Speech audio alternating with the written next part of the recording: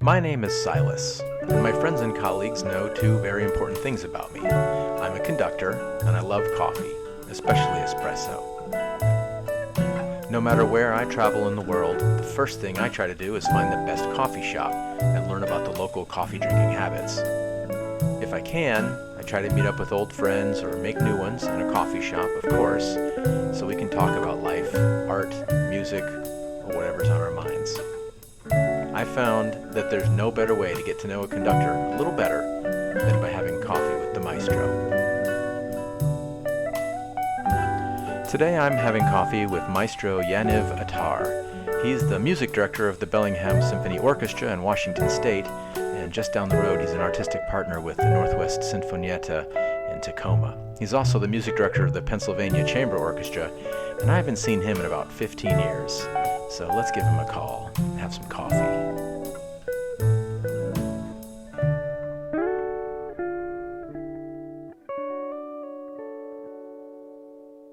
We're recording. Good morning, Maestro. How are you? Good morning. I'm doing very well. And yourself? I'm doing great. I just got my day started. It's a little bit earlier where you are, but here I just poured my espresso. I don't know if you I have my have your coffee. morning. All right, great. What are you drinking, by the way? Uh, I'm embarrassed to say it's Israeli instant coffee. So not so sophisticated, but it does the trick. I Well, can't start my day without this. is Israeli instant coffee better than American instant coffee, or is it the same stuff? I think it's a little better because Okay. in Israel it's more. People drink a lot more instant coffee than in America. People in America like to make their coffee, grind it, and all that stuff. Yeah. In Israel, I don't know. I don't know if it's lazy or people just get their instant coffee, and it's very common. So Now, I recall in the 80s when I was a kid, my mom used to make a lot of instant coffee. So I think people used to do instant coffee in the States, but now coffee has become this kind of bigger deal. So yeah, everyone has to have a fancier process. yeah. No, that gets me through the day. A few of those. Now, you're from Israel, right? I am from Israel. I grew up there. I left when I was 18, so Okay. it's been a So just while. like 5 or 10 years ago. You're right. And This has been what 20, 22 years. I've never been to Israel, but is there a big coffee culture there? There is. People love going to their coffee shops. They're everywhere. It's kind of a social thing Hmm. for people, and you see those everywhere. Sometimes even more than bars and pubs. You just see coffee places everywhere. Mm. And do they drink? I don't know what they would call it there, but in Turkey it's called Turkish coffee, and in Greece it's called Greek coffee. But it's that coffee with the grounds that are just like boiled into the coffee, and it's very strong and gritty. Have you ever had that? They used to do that in Israel years ago. I feel like Israel felt like maybe it's elevated now and is doing it differently, and it's more sophisticated and westernized in a way. And I think it's a symbol of what's happening in Israel in general. It's Mm. almost like it's shifting from this Middle Eastern thing into this more European Western thing. Yeah. And do Um, you still have a lot of family in Israel? yeah, all my family's there. So I try to go out. I've been there. Of course, I can't fly there now. I have two kids, and my family's, of course, more interested in seeing my little kids than to see me. But it's sad. It's sad for the kids that they don't get to see their grandparents and all that. But with in the middle of a pandemic, it's just impossible to fly. Especially Israel now is starting to go through a second wave of COVID, so Okay. things are getting worse there. Oh, really? Yeah, Yeah. Well, I would say that's just a sign for things coming here, but I think I we're think already so. we're in a Unfortunately, bad situation as it is. it is. Unfortunately, Oh man. Well, I've spent a little bit of time in that area of the world, but I've never visited Israel, and I'd like to. I could see Israel. I was in Jordan once, and I could see oh wow, across the lake there. But I've never been to Jordan. I would love to go to. Have you been to Petra? no, I didn't have time to go to Petra, but Okay. I did. Yeah, well, it's probably a subject for another conversation. But I traveled around a little bit, mostly out in the middle of nowhere. Uh huh. Yeah, but let's see. What now? You're in Washington, which is quite like that's not close to Israel at all. No, that's it's as far as could be probably. Yeah. Yeah, How did you find? Talk about how you got to Bellingham. in my last year when I was in, I used to be in Alabama before this. When I graduated from Montreal, the first job I got was in Birmingham, Alabama. I was the assistant conductor of the symphony there. And then, like every assistant conductor, you look for the next step for um, any kind of music director job. And the job in Bellingham opened, and I didn't even know where Bellingham was. I had to actually Google it and see on the map, and I was like, "Whoa, that's far," because I never saw myself ending up on the West Coast. So we researched Bellingham, and it looked beautiful, uh, and it is beautiful. Very close to cities like Vancouver and Seattle. I'm right in between, about an hour south of Vancouver, maybe 90 miles north of Seattle. And I came here to audition. And funny enough, the soloist for my audition concert was my guitar teacher from Juilliard, Sharon Isbin, which is totally by coincidence. Yeah, but it was fun because it was the first time that I had to deal with her in a kind of a collegiate situation, of a conductor soloist as opposed to a student teacher. Yeah. And it was lovely. We fell in love with the place, and we decided to move here. And I just finished my 7th year. So you live in Bellingham and not in another town that's close by. Yeah, no, we live in Bellingham. We love it here. We're surrounded by nature. I'm facing the bay, so I have water view the whole time. Beautiful. And when I need to travel, I travel. I work with. I'm also music director of the Pennsylvania Chamber Orchestra. So Okay. I fly to Pennsylvania for those concerts, and I'm an artistic partner with Northwest Sinfonietta in Tacoma, which is about 2.5 hours from here. Okay. And they don't have a music director; they have an artistic partner model.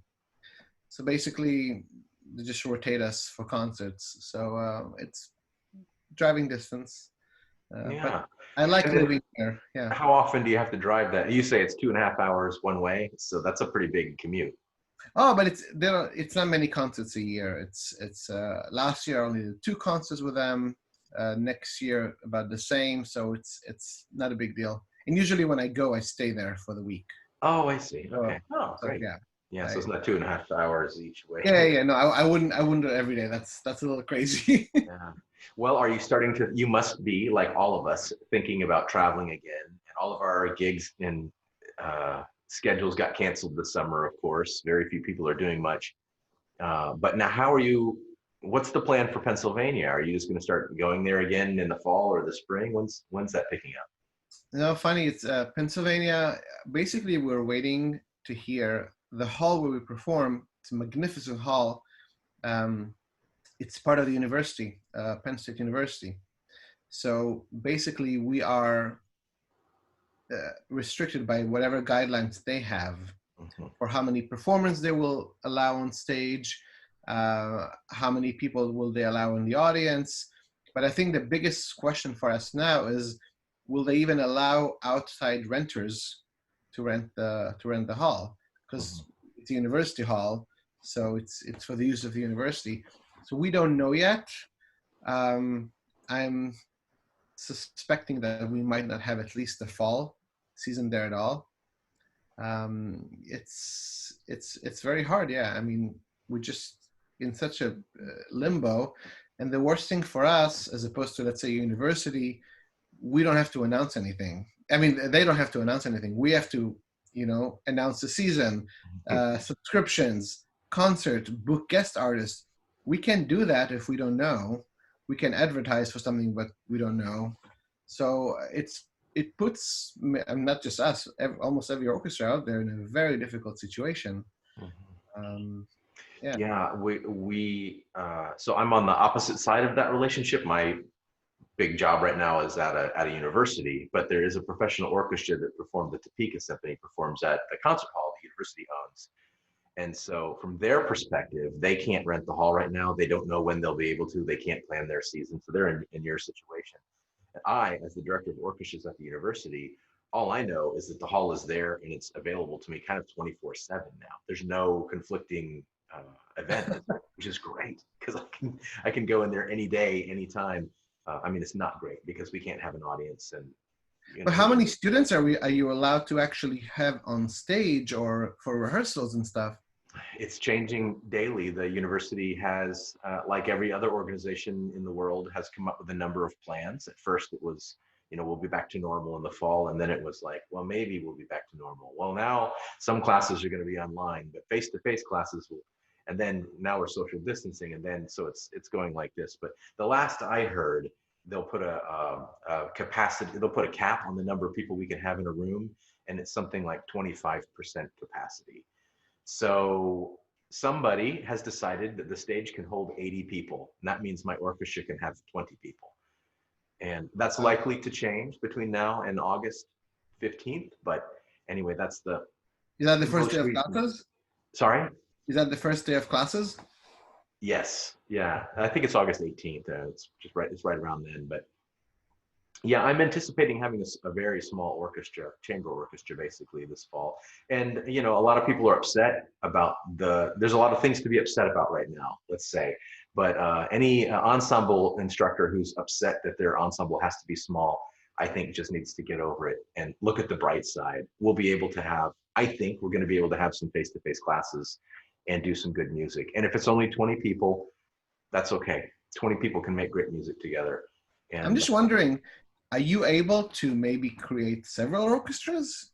I could. I can only, I mean, the university's directions are sort of gray right now because nobody knows what's going to happen. We don't know how enrollment is going to look.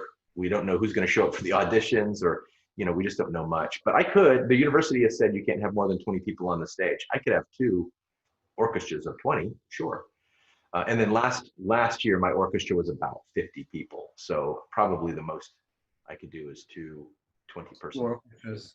Yeah, and we'll lose some students. I think a few students will decide not to come back, and I think some students may decide not to be in orchestra if it's face to face, just for their own safety. So it's you know nobody knows what's going to happen. It's and you Yeah. mentioned to me earlier that it's a motivational issue for you because when you don't know what the next gig is, or you don't know when the rehearsals will start, and you don't know what scores to study, and so you kind of give up and watch TV. I don't know what you're doing instead of working, but I find myself watching TV and playing video games and stuff like that because what difference does it make? I'm not going to be able to conduct anytime soon anyway. That's true. I did pick up the guitar a lot, something that I've neglected for years. Me too. Um, I don't know if you know that I'm a guitarist. Did you know yeah, that? I do know that. We're both Yeah, guitarists. I'm glad you mentioned it earlier when you talked about conducting your teacher, because I think you, me, Joanne Falletta, and Hector Berlioz are the only guitarist conductors. There Uh, was another one. I don't remember his name, but he was the first conductor to win the Moselle conducting competition years ago. uh-huh. And I don't know what happened to him. I haven't seen his name ever since. I think he was from Thailand, maybe. I don't remember his name, but he was a guitarist. I remember it struck me because I'm like, oh, another one. Well, most conductors are they're pianists or violinists, I guess. But I know conductors who play like pretty much every instrument. But I mean, I know conductors, and each of them plays a different instrument, but they cover basically the whole gamut. But guitarist conductors are pretty rare. I know, And I know. so I've wanted to have this conversation with a guitarist conductor for a long time, but there aren't any. And I chatted with Joanne Falletta about it for a few minutes once, but she's arrived at a kind of a different level for me altogether. So anyway, the question I have for you is, as a guitarist, was it weird getting into the orchestra world, and have you felt behind in learning repertoire? Or I feel like I've come at this animal, the orchestra, as an outsider. I didn't Uh-huh. play an orchestra when I was a kid. I didn't play all the Beethoven symphonies in my youth orchestra. I didn't learn all the Four Seasons by Vivaldi when I was in high school. And when I was 23, I started learning orchestra repertoire, which is really late. And so there's Yeah. still stuff that I don't know that I feel like I should. Do you feel like that? With me, I mean, it was two separate things, of course. I started guitar when I was a kid, and I fell in love with orchestral music, maybe at age 13 or 14.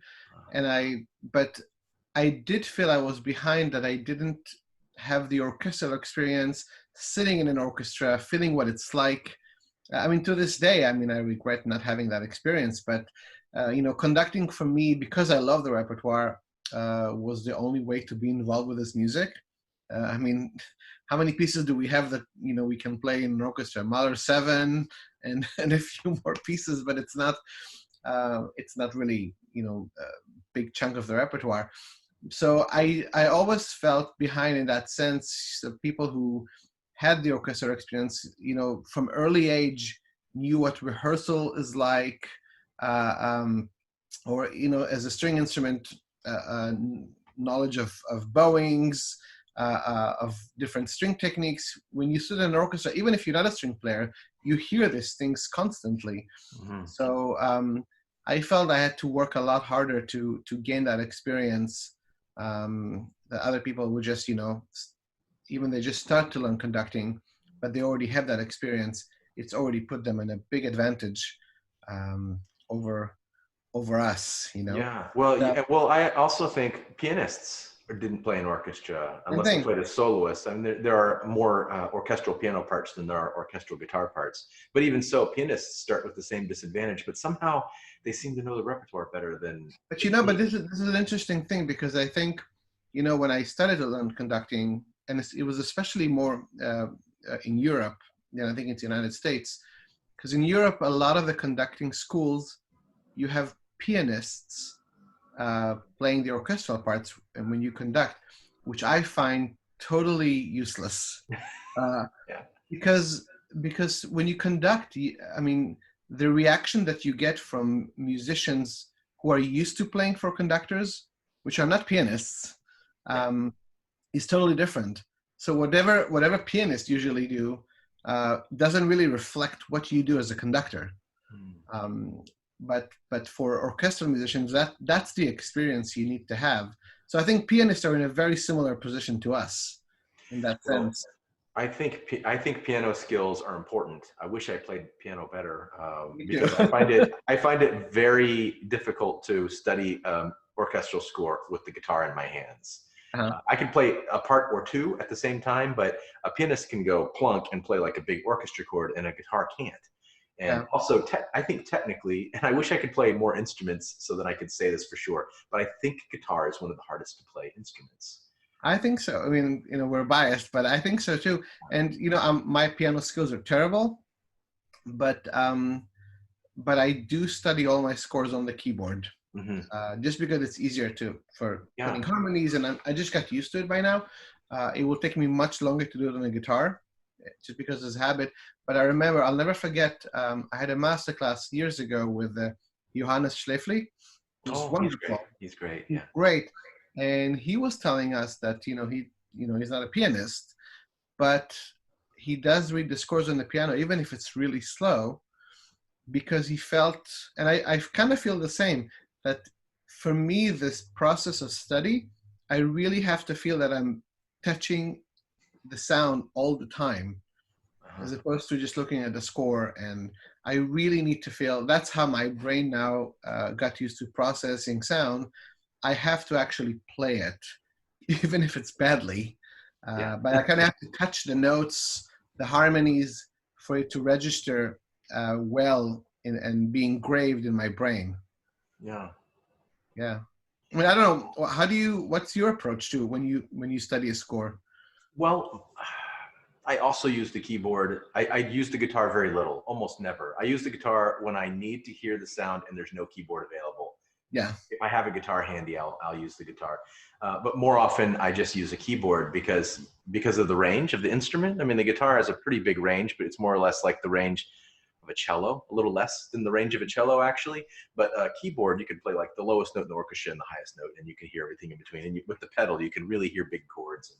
And so I do that. But I don't have the facility to like play the melody in inner voice and a bass line at the same time in a, let's say, in a Beethoven symphony. I just couldn't do Neither that. do I. So it's like plunking a note here. Oh, I see. It goes like that. Oh, that's a major third. Okay, and then and that's the extent of it. So more and more these days, I'm not using an instrument when I study scores because now I've been doing it for 20 years. a little bit more actually, since I Yeah. started studying conducting in the 90s. But now I basically, I can look at a score and I can kind of see I can hear what I'm looking at without using an instrument. So that's a nice skill that you develop over time. Yeah. But with new music or something that I'm really unfamiliar with, it's just nice to hear the sonorities. Absolutely. Yeah. Absolutely. Yeah. What made you, what was your, two questions. What was your inspiration for becoming a guitarist? And then why at age 13 did you fall in love with orchestra music? How did that happen? Um, so the first one was what made me go for guitar. Yeah, why guitar? You know that it wasn't really my choice. Um, my mother wanted me to do some music. She bought me this instrument, probably thinking that I will, play a few chords, a few songs with friends, and call it a day. Yeah. And then my first lesson, I remember my teacher took the guitar from me because first time I ever used the guitar.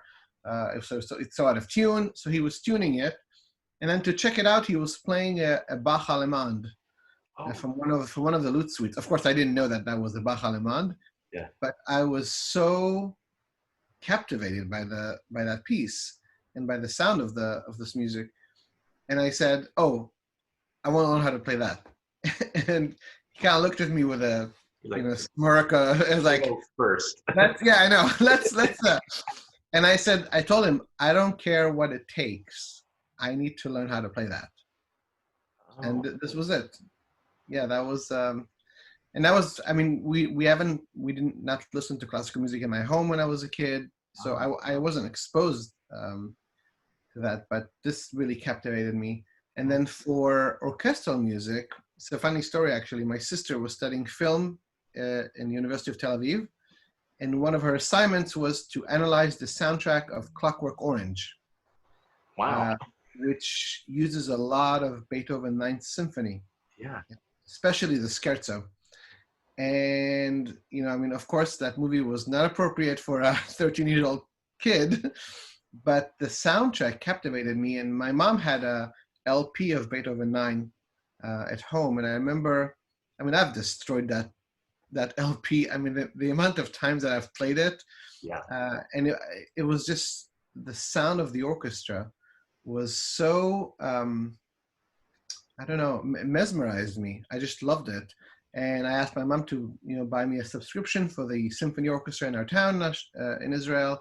And I started going to concerts, buying CDs. So it really made me fall in love with the orchestra repertoire. And unfortunately, I did not play an instrument that was, enabled me to follow that passion in terms of playing in an orchestra. So Mm. conducting was the other route I could go with.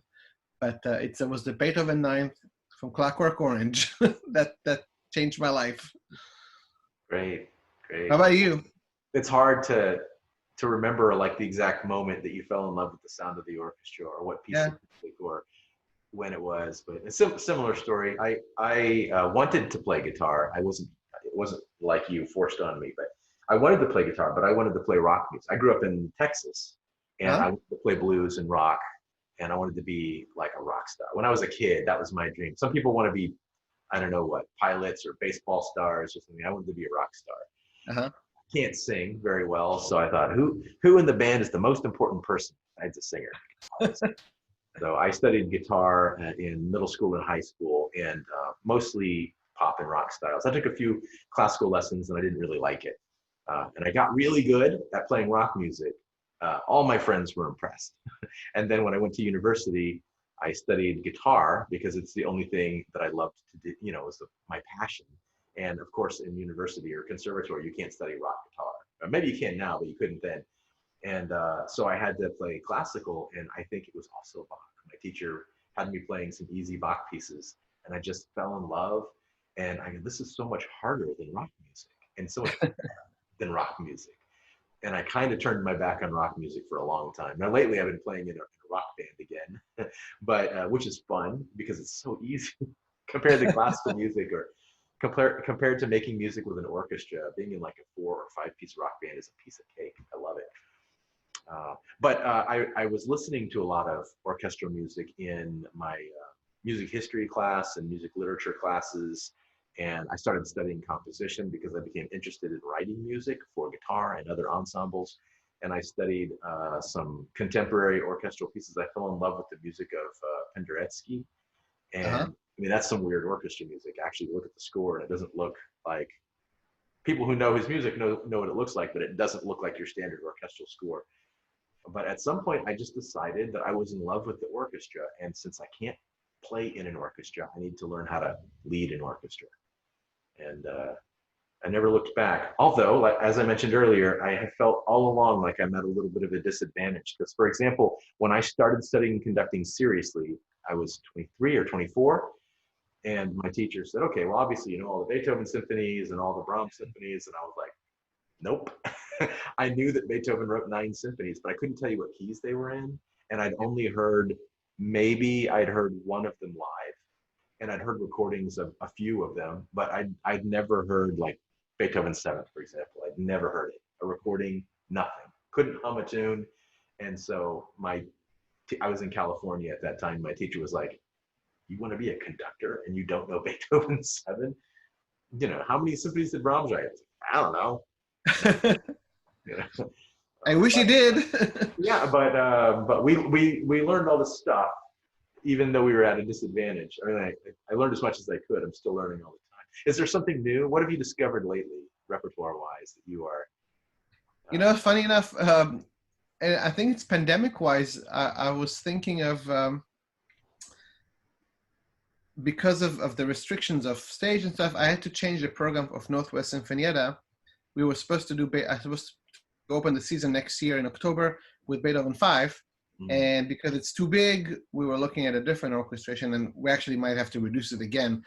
But I decided to program Beethoven 1. And funny enough, even though I learned it as a student at McGill and all that, I have done in my life all the 9 symphonies besides the first. oh, really? That's the only one I have not conducted in a concert. Yeah. Um, Interesting. I just thought it's easy. You know, it's funny because for a lot of people they do all of them, but they don't do the ninth because you know you have to have the choir and the soloist and all that, or other big instrumentation like the fifth.